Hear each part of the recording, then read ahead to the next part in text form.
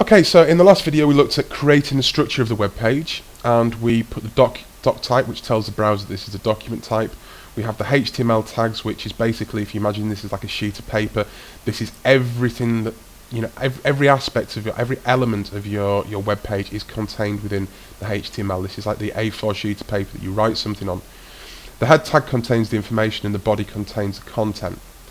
What we're going to add to the head tag is the title. So we're going to drop this to a new line, and we're going to push the tab key, and inside here we're going to add the title. So title, and we're going to close it straight away with an E as opposed to W. There we go. And obviously can't spell today. Title.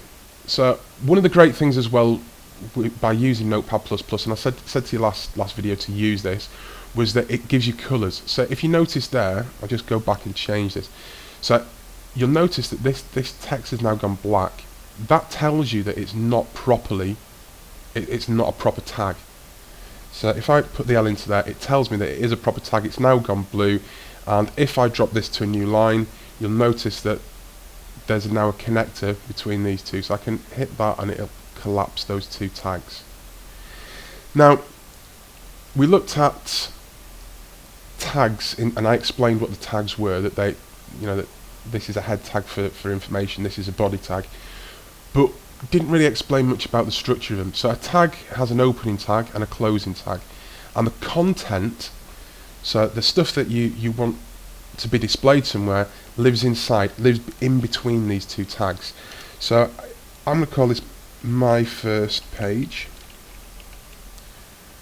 and this is basically going to change the text of the tab in the browser. So what I'm going to do is I'm going to save this, and I'm just going to save this to the desktop, and I'm just going to call this index.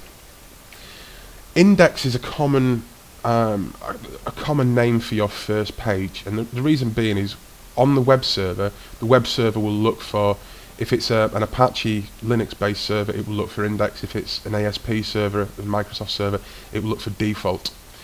And click save, and if I close this down and find index, where's okay.